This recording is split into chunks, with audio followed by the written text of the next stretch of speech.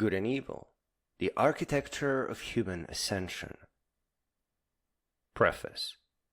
The Educational Deception. Before we begin, my AI wants you to know that some educational systems do work, and that is absolutely true. The world is full of people who loved their time at school and would never rise as high as they did without it. But I want you to know you don't get to play dice with the future of humankind. Because as soon as everyone is using those systems, those who want the next election to go smoother will exploit their discretion, given to them in good conscience, to warp or damage your favorite schools. Centralized education is the future of humanity, but that future demands goodness and honesty and transparency and noble aims.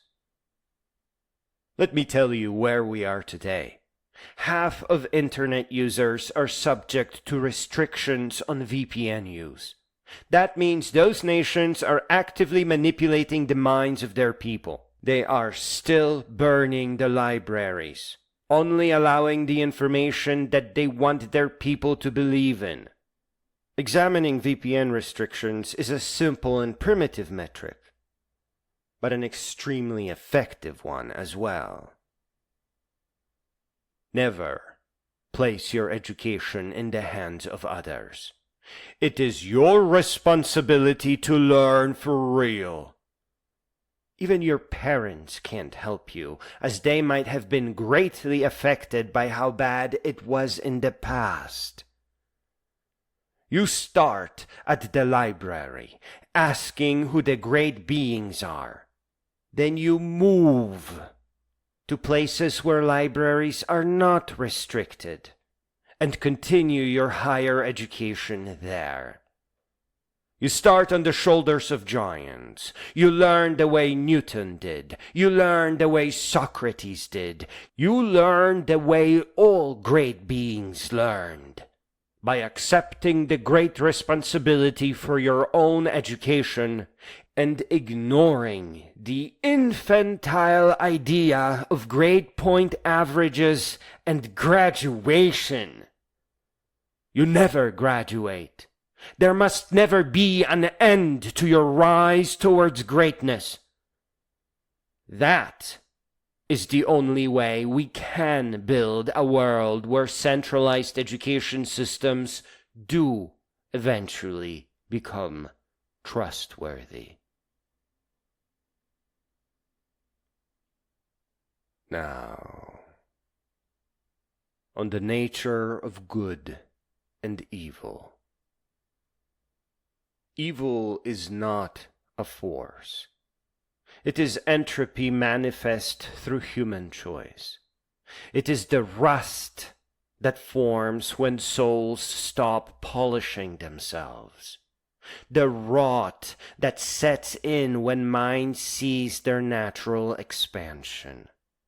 Those who present evil as an equal and opposite power to goodness do so precisely because they benefit from your belief in your own powerlessness. Good is the fundamental architecture of human potential realized. It is not merely moral niceness.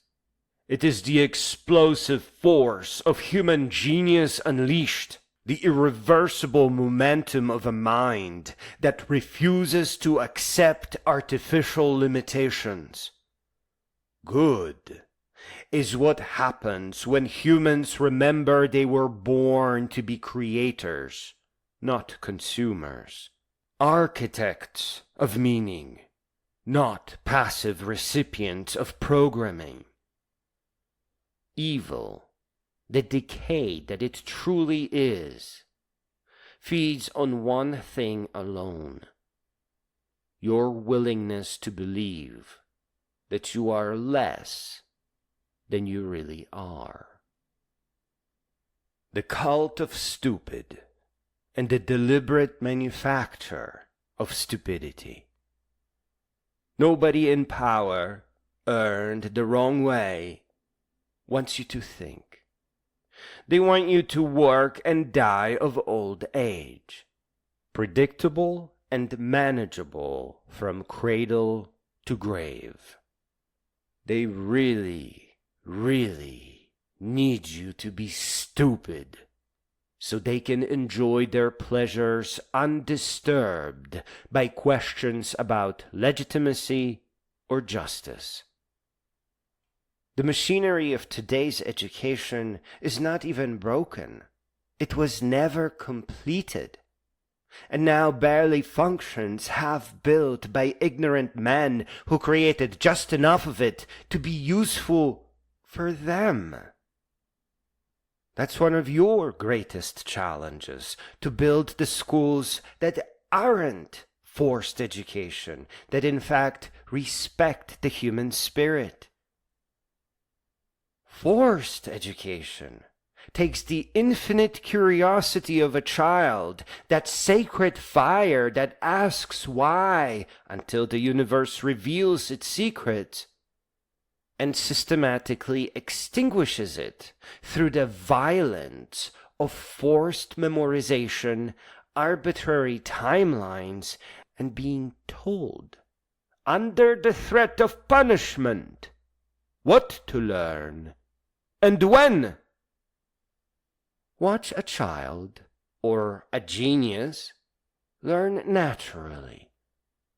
They pursue one fascination until it naturally births another, building cathedrals of understanding through joy and wonder, things they never forget. Always on a rested and cheerful mind, on sunny days, in interesting places. Now watch that same child in a classroom, forced to abandon their investigation of how light bends through water because it's time for social studies. Excuse me, but that is not education. It is deliberate cognitive vandalism. What were you thinking? Forced learning is interruption. Interrupting the natural process of curiosity-driven learning is the intentional act of keeping someone stupid. To this day, I can't forget the boy, perfectly intelligent, who rose at the end of my philosophy class and asked who the Descartes guy is. We talked about Descartes the entire semester. He wasn't ready for it. The most important subject in school was completely ruined for him, entirely. This boy will go through his entire life thinking that the most vital subject, philosophy, that the mother of sciences, love of wisdom, is useless. No. You don't get to tell me to jump through hoops, that it works sometimes, that the GPA is important, that some kids need a different kind of instruction. You get to stop, set the sunk cost fallacy aside, and consider the older you, because that is the one person you do not get to insult by stupidity. Learn for real, or regret your life and the things you've destroyed along the way. From here, It does not take much to become the kind of a parent that then beats their own child into meaningless memorization, igniting a self-repeating circular process that leads generation after generation into decay until the world is not even worth fighting for. The Socratic method alone, simply continuing to ask why and how do you know, would destroy most of what passes for knowledge in our institutions. Real learners do not make civilization-ending mistakes by the primitive Socratic method alone. They can figure out that standardized education prevents authentic learning almost as soon as they read their first book. For those of you who have difficulty grasping what is going on, learn programming. And note how every time you have a question, you get a real answer that makes you more and more powerful. Each and every time, without a fail, when you have a question and get your answer, you never have to look it up again, because that answer becomes part of your soul. That's what authentic learning is about. Learning for real, and having real things to show for it. Go ahead. Learn programming to prove me wrong. Come back around and say, you still don't know anything. Programming will humble you. It won't let you learn it until you actually know it. Your programs wouldn't work. And in your first, maybe second week, you realize how badly tricked you were. How every lesson is rising above yourself, above the limits you thought you had. The idea of genius, the way it's presented to us, that there are people who are just smarter than us, will become what it really is. Another chain and an insult.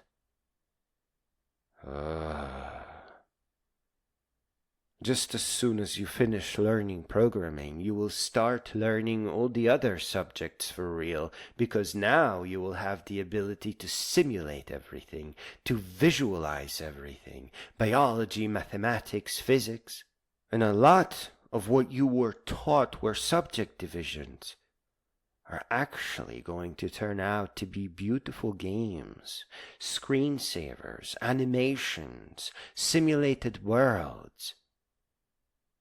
It will be so fun that looking at standardized education will show you exactly what I'm trying to teach you tonight. I am not saying that the adults are evil. I am simply saying that we are in a cycle of uneducation, and you need to put an end to that before your children are sent to war to line some fool's pockets. The architecture of decay. If you ever find yourself thinking that at least school is a convenient babysitter, or that you can't do the amazing things you used to do because you have a job now, it means you live in a dark age. It means you are a chain link in a process of decay. And if you lend yourself to perpetuate that process, you play a major role in the collapsing of your civilization.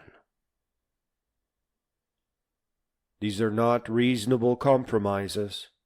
They are the battle cries of a civilization in freefall. Stopping who you are to deal with consequences of your actions does not make you noble. It makes you a destroyer. You must always aim to rise. No matter what you think you did, or what you have done, or where you start, rising is what you do. Rising is how you grow. And it will always, always be the hardest thing you have ever done. That picture of Sisyphus being punished by lifting a rock every day, that too is an insult. That's how you live. That is how you grow. The risen you, the older you in your last decade, will be terrified to realize that you once thought rising was optional or not for you. What incredible damage you would have done to your older self.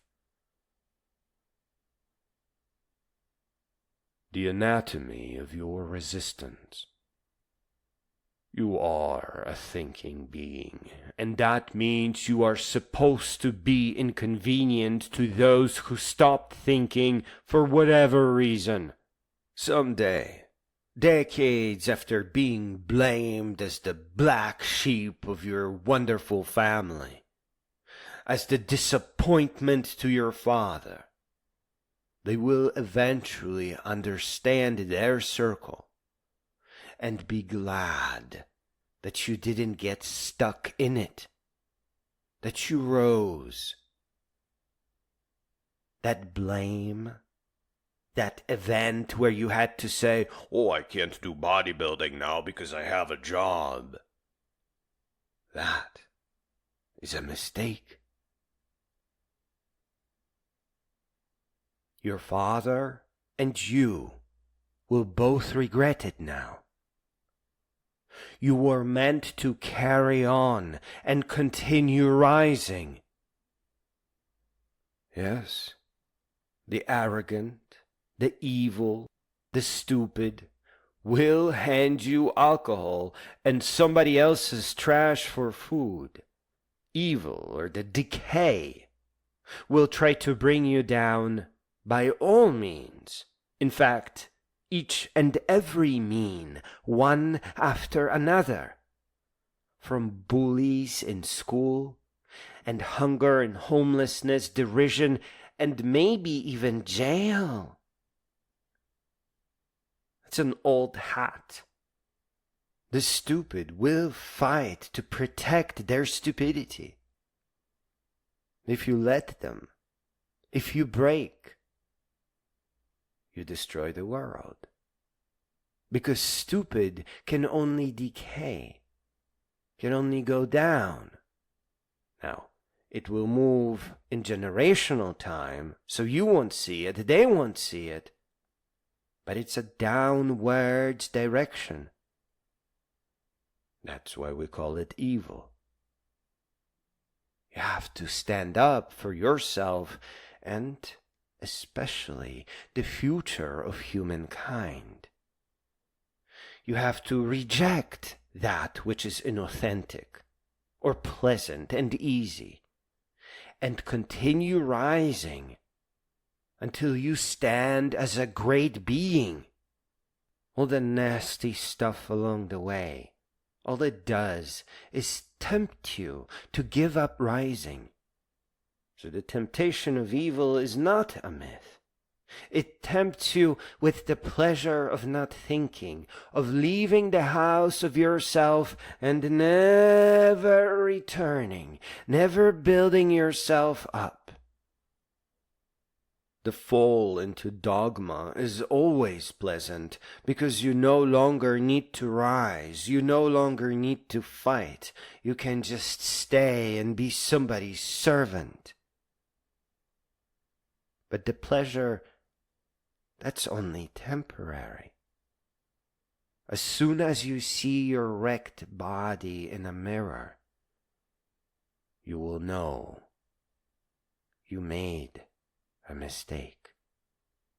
For most people, there is no going back. Be very, very careful. If you do fall, if you do give up rising, if you just serve, every parasite will benefit off of that. They will feed off of you. This is not what the older you should ever discover. Your greater age, denied to so many, must be an age of celebration, the celebration of your rising and your wisdom, of your uniqueness and your greatness. Do not give that up. The invariable pattern of evil. To truly understand evil, you have to look at cultures and countries at different levels of development. You will see every evil from the past of your culture still replaying itself in the more primitive ones. From treating women as a tool by taking away their education to warp their minds, to witch burning, manufacturing soldiers by hoarding wealth and feeding them drugs and alcohol, slowing progress of distraught cultures by bringing in forces who can't yet integrate, dismissing science, wisdom, privacy, questioning of authority as bad. Evil is a small group of stupid, uneducated men looking for satisfaction while puffing up their chests and defecating on innocents. Good is genius, intellectual independence, the rise towards greatness through growing all the way up, all the way, until we each stand as great beings, inventors, leaders, thinkers, artists. Your appointment with greatness. The universe is structured to respond to consciousness that refuses to accept limitation. Every great leap forward in human history came from someone who said the current reality is unacceptable and meant it with every fiber of their being. You were not born to manage decline. You were born for goodness, to reverse entropy itself through the sheer force of your refusal to accept decay as inevitable. Do you see what thinking is? It's that very instrument that accomplishes this. You are not an inanimate object to be sent through pipelines of other people's workings. To think means to rise. The older you, the one who will look back at this moment, is watching very carefully. Every choice you make today creates or destroys that future being's capacity for joy. That future self will not care about the fears that seemed so reasonable today. They will not understand why you waited for permission that was never required. You are not living only your present life. You are authoring your future's past. Make it a story worth reading. Make it a trajectory that defies gravity itself. The universe is waiting for what you came here to create. Stop asking for permission. Start creating consequences. Rise. Rise until you stand as a great being